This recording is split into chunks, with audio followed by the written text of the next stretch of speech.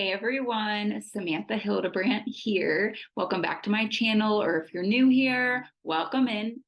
I am a type 1 diabetic as of February 18th, 2021. So it's been about 2.5 years since I've been living with type 1 diabetes. On my Instagram this past week, I asked, what questions do you have for me? And I wanted to share it to really just answer any type of question that you had for me, whether it's about type 1 diabetes, whether it's about my life, whether it's about, I don't know, really anything. I'm open to any type of questions. So I wanted to go over some of the ones that came through. So let's get into it.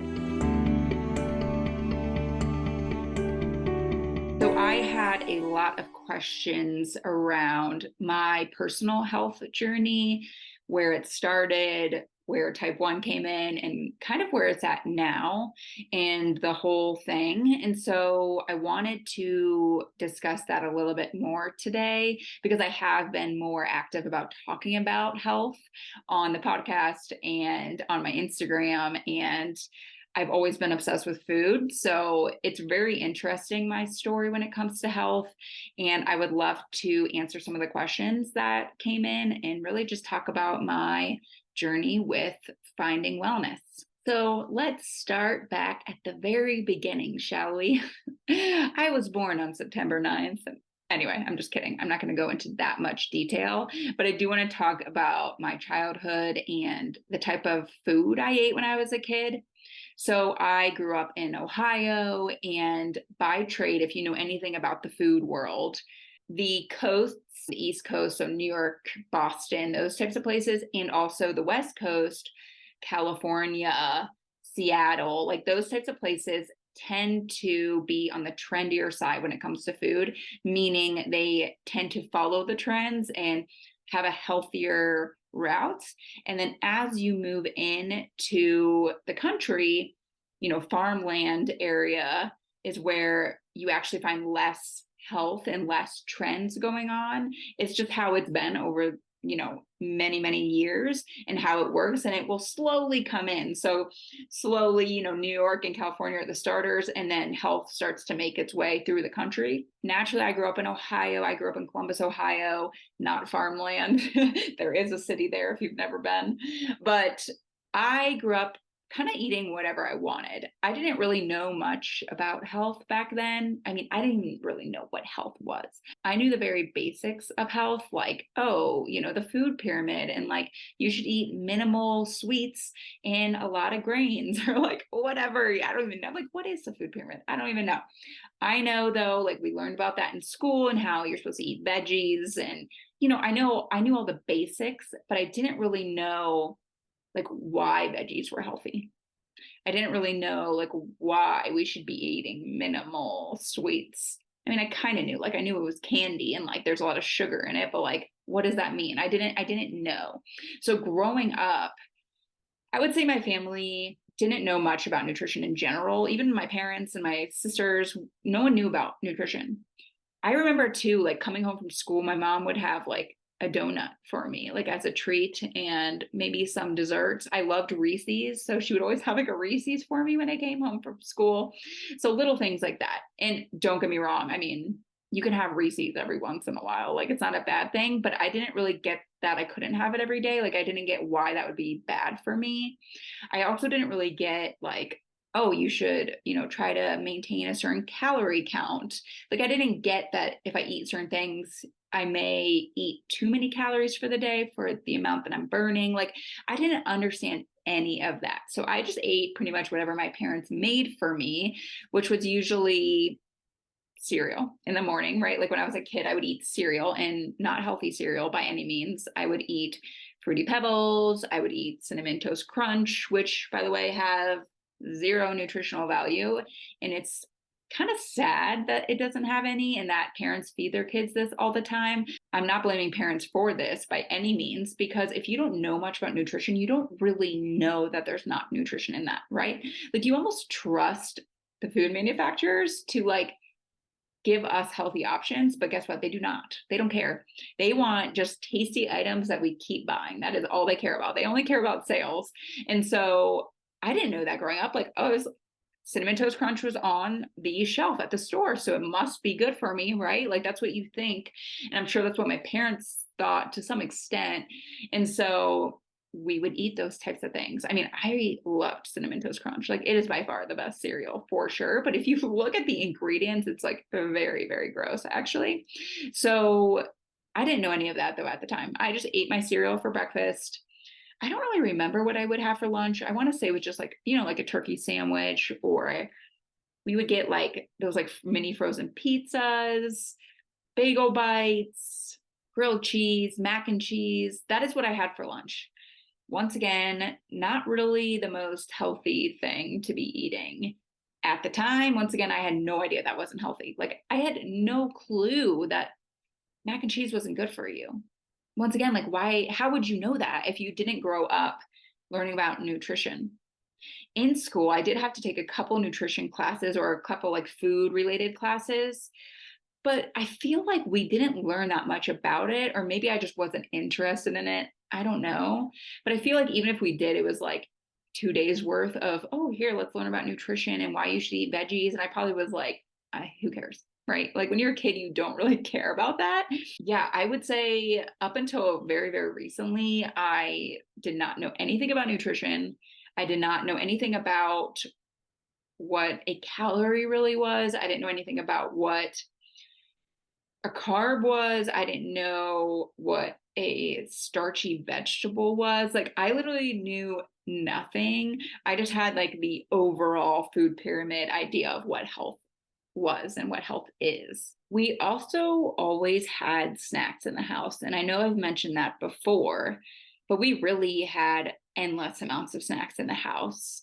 My dad loves to snack. Like he doesn't eat meals during the day. He's one of those people that literally just snacks all day constantly. And so like when dinner comes around, he's just not hungry because he snacked on peanuts and pretzels and crackers all day. And so that is how I grew up. I saw him doing that. And so I naturally thought, okay, snacking is what you do. And so we always would have snacks.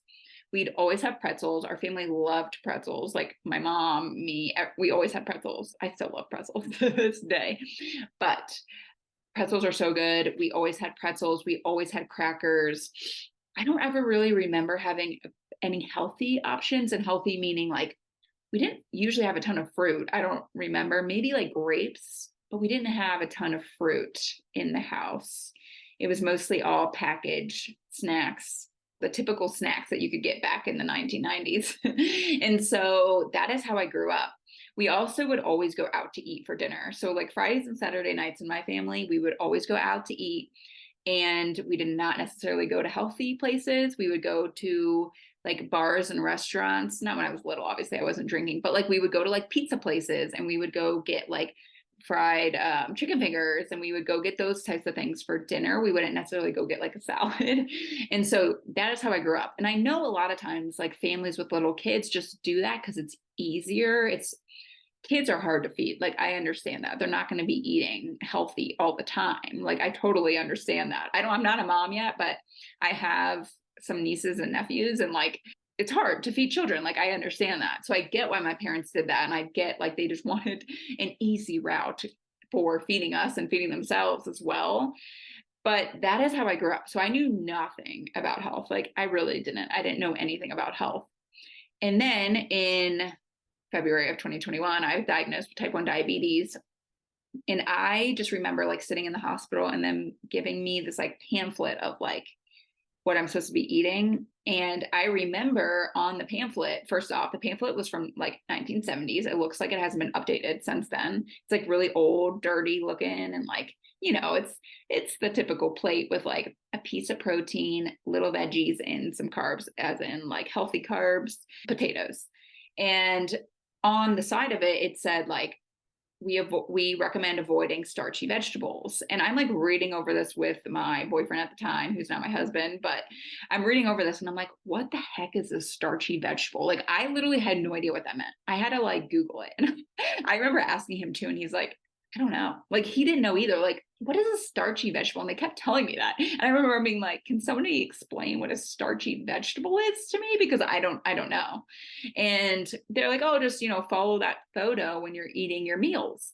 And I remember kind of like laughing inside because I was like, you got to be kidding me. This is my life now. Going forward, I have to eat a little piece of protein, mostly veggies, and a little bit of potatoes. Like that is my life now going forward. I remember laughing, but also like being pretty upset about it because I didn't think that I was going to be able to like snack on things anymore. And that's a whole nother story. But like I didn't really understand what type 1 meant and what I was able to eat, what I was not able to eat. And of course, I was sent to a diabetes educator, but it still kind of blows my mind that like we weren't also given a nutritionist. And I know they kind of like blend somewhat, but still weird to me that I had to figure that out on my own. They didn't like give me a dietitian or a nutritionist. They didn't help me out in any way, shape, or form when it came to health, but only about type 1 diabetes, which is enough in itself, don't get me wrong. But this is sort of when I started learning more about health.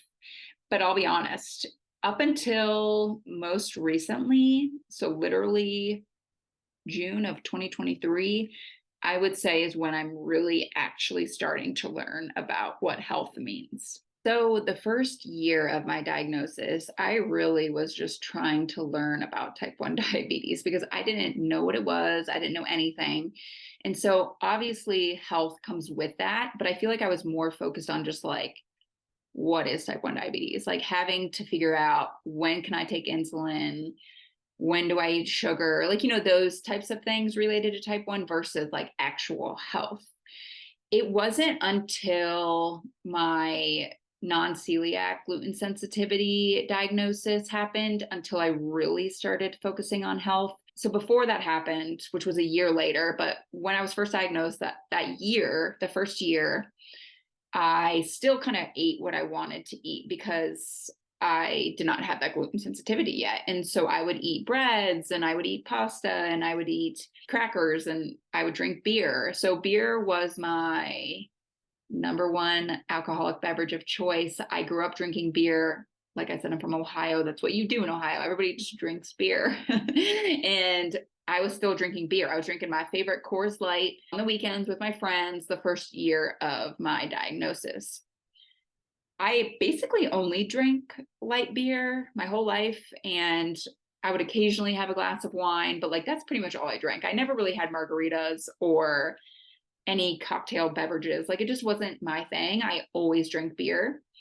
And then come May of 2022, May of 2022, I started having a lot of reactions to things. I couldn't figure out what was going on with me. It came to the conclusion that I have a gluten sensitivity. And it came out of nowhere. We still don't really know how that happened. I'm sure, as you guys know, once you have one autoimmune, you get another. And unfortunately, I have non-celiac gluten sensitivity. So I am not full-blown celiac, but I can't eat gluten anymore. Otherwise, I will swell up, get rashes all over my body. I will be in major pain, body pain. And so it's just obviously not worth it to be eating gluten by any means. So I gave that up in August of 2022. So it has been, wow, a year since I've been gluten-free. That is crazy. Actually, I just realized, I'm like, holy crap, it's been a year. That's insane. So it's been a year of me being gluten-free. And this year has been, I would say, focused on the health aspect. I kind of know what I'm doing now with type 1 diabetes. And I am more focused on learning about health, kind of because I have to. I have to be looking at labels now even more than I was with type 1 because I have to make sure there's no gluten in any of my food. So one of the questions on Instagram was, what age were you when you started to learn about health?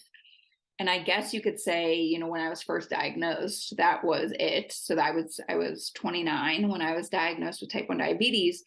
But when I really have learned about like food, like nutritional values, I would say 31. So I'm 31 now and almost 32. But I would say it took me 31 years to really learn about what health is and what's good for you and what's bad for you. I, follow a lot of Instagram influencers. I don't like calling them them that, but a lot of people who talk about health now, and I'm learning slowly what that means while also testing it on my own body to see how I feel. I absolutely love processed food. Like cutting that out has been a huge challenge for me. And I don't actually believe that you should cut out processed food completely because I love it so much. And it's kind of sad to say, but it does bring me like happiness. And so I think it's really about choosing the right processed food for you. And rather than just eating everything under the sun, like trying to find healthier processed food options, because thankfully there are a lot more out there now. I'm not saying that processed food is great for you. It definitely is not. But if you're going to eat it, like at least choose a healthier option. And so I've been on the hunt to try to find better options for myself because I don't want to give up processed food. But I have been trying to eat less processed food than I ever have before. And it's really been having an amazing effect on me because I've had all of these health issues is really the reason that it made me start learning about nutrition and health. And it's been great, actually. So, of course, I don't want type 1 diabetes. And of course, I don't want to be gluten free. And I don't want to live with these cramps that I've been having. By the way, I want to give you an update on the cramps. So if you've watched any of my videos before, you listened to my podcast before, you'll know that I had leg cramps for like a year, really bad Charlie horse cramps in my legs. And I would get it every single day, multiple times a day. It's terrible. But ever since I've been eating healthier, they've been slowly going away. And it's amazing. It's absolutely amazing. So if I focus on eating mostly protein and cutting out most processed carbs, the crappy processed carbs, my cramps aren't there. They go away. It's not crazy. I mean, it's not crazy because it makes sense. Like I'm eating healthier, but it's amazing. Like thankfully I figured that out because those cramps were freaking terrible. And I'm not saying they're fully gone. Like I do get a little one here and there every once in a while, but I'm not getting them every day anymore. And so those little aspects of things that have happened to me is why I now focus more on finding healthy options for me. And I'm truly focused now on what makes me feel good versus like, oh, is this food healthy? Does that make sense? Like I'm like, okay, I'm going to eat this food and then I'm going to check and make sure I feel good after. If I don't feel good for whatever reason, like I'm tired, I have a headache, I'm bloated, I just feel gross, like that's a sign that I'm eating something that's not good for me. And so I've been trying to choose healthier options that make me feel good. And following a high protein diet makes me feel very good. I feel light, like, not heavy bloated. Like I feel light. I feel able to do things. And I'm not saying like full on protein only. Like I have tried the carnivore diet and I think it's great, but it's not realistic for me. And I don't think it's really sustainable for most people. And so rather than like getting rid of other foods, I'm just going to add more protein into the things I'm eating. I'm going to try to make healthier decisions, rather than just eating a ton of chips, I'm going to add more protein into that as well. And so I have been finding out a lot about health recently and I'm relieved. I'm super, super relieved about it. And I really do want to thank type 1 diabetes for this because I see my success as well, right? It makes it a lot easier for me to be healthy because I can see things happening. The healthier I eat, the less it affects my blood sugars, which is also amazing. I don't have to worry like in the middle of the day being like, oh my God, I'm at 350. Now I have to go for a walk and I have to go take insulin and I'm stressed and I'm tired and I don't feel good. Like I don't have to worry about that as much because I'm eating healthy. So to me, that is 100% worth it. That is so worth it that I don't have to worry as much about type 1 diabetes. I don't have to think about it every second of every single day because I'm eating healthier. And don't get me wrong, like Mexican food is by far my favorite like type of cuisine. And every time we go get Mexican food, I always eat the tortilla chips. We always get salsa and I always eat the tortilla chips. So I don't want you to think I'm like not eating processed food because I totally am. I'm just cutting a lot of it out. And so I'm still on my health journey. I'm still on my wellness journey. I am still on my food journey and finding out what works best for me and just really focus on feeling the best versus like, oh, I can and can't eat that, right? Because there's something important to note about having fun too. Like I love going out to eat. And so I'm not going to be like not enjoying my Mexican food because of my health reasons. Like it's also fun for me to go and get Mexican food, right? Like it's enjoyable. And so you got to take that into account too. Like you can't be completely miserable. I think it's really just all about balance and like making sure 5 days out of the week are high protein, healthier meals where maybe the weekends you have a little bit more fun. You have more flexibility to go for a walk if your blood sugar does go through the roof, right? And so that is kind of where I'm at right now with my health journey.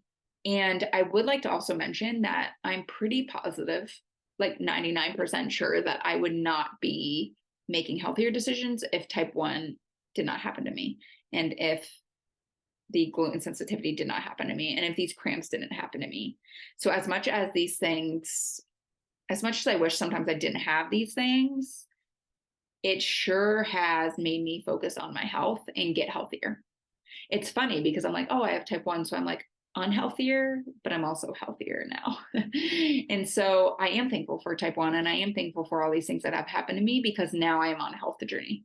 Whereas, trust me, if I was still the way I was, I would not be focused on health. I would still be eating my pizza every day, and I would still be eating grilled cheese, and I would still be eating crap for sure, 100%, because I would have had no motivation to even learn about health. Like, why, what's the motivation? There isn't any. If you don't have like a health issue, there's not very high motivation to like figure out what's a better option. You know what I mean? And so that's where I am at currently in my health journey. And I would love to keep you guys updated because I'm finding new things out every single day, literally every single day. And so health is really important to me now, and feeling good is really important to me now. And I'm all about finding new products, new foods that I can eat that will just make me feel good and really help my blood sugars. So that's kind of the recap of my health journey. And I had so many questions about that. So I was like, okay, let's just do like a full on recap of my health journey. And so I hope that was clear to you and makes sense. And if you have any other questions about that, let me know. But I will see you guys next week. Okay, bye.